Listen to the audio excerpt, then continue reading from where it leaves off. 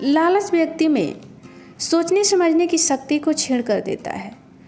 यह समझाते हुए भगवान बुद्ध अपने शिष्य से एक कथा सुनाई। किसी नगर में ब्राह्मणों के 4 लड़के रहते थे। वे चारों बड़े ही गरीब थे। उनमें आपस में गहरी मित्रता थी। अपनी गरीबी दूर करने के लिए उन्होंने बहुत से उपाय किए, लेकिन उनका कष्ट दूर नहीं हुआ। आखिर परेशान होकर उन चारों ने निश्चय किया कि कहीं जाकर उन्हें धनोपार्जन का प्रयत्न करना चाहिए। चारों नगर छोड़कर चल दिए। चलते चलते वे एक नदी के किनारे पहुँचे। वहाँ उन्हें एक साधु मिला। उन्हें दुखी देखकर साधु ने कारण पूछा। उन्होंने अपनी परेशानी साधु को बताई। परेशानी सुनकर साधु ने कहा, मैं तुम्हें 4 दीपक देता हूँ। एक एक दीपक हाथ में लेकर जाओ। जहाँ दीपक गिरे वहीं रुककर खुदाई करना। तुम लोगों को बहुत बड़ी दौलत मिल जाएगी और फिर दौलत लेकर लौट आना। दीपक लेकर चारों चल दिए। थोड़ी दूर जाने पर उनमें से एक का दीपक गिर गया। उसने रुककर खोदा तो वहाँ पर तांबे की खान निकली। उसने अपने साथियों से कहा, जितना तांबा चाहो ले लो, लेकिन वे बोले, इससे हमारी गरीबी दूर नहीं होगी, आगे और भी कीमती चीज़ें मिलेगी। इतना कहकर वे चल दिए। कुछ दूर निकलते ही दूसरे का दीपक गिर गया। उसने वहाँ खोदा तो चांदी का खान निकली। दूसरे साथी ने बाकी 2 से कहा, लो चांदी ले लो, पर नहीं माने। बोले, अब आगे जाएंगे, वहाँ सोने की खान निकलेगी।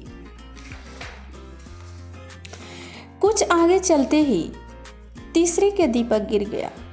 खोदा, वहाँ सचमुच सोने की खान निकली।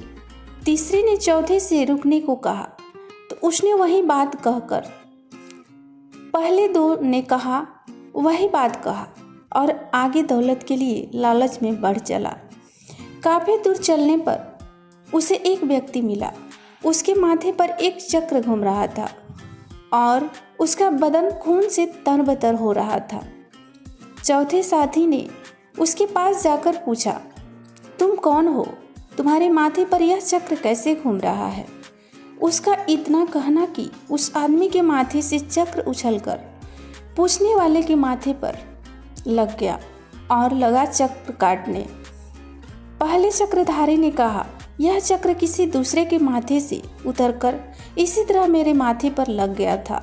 अब यह तब उतरेगा जब मेरी और तुम्हारी तरह धन का कोई लोभी यहाँ आकर तुमसे बात करेगा। लेकिन मेरे खाने पीने का क्या होगा? नए चक्रधारी ने पुराने वाले से पूछा।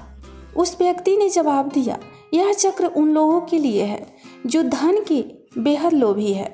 इस चक्र के लगते ही भूख, प्यास, नींद सब गायब हो जाती है।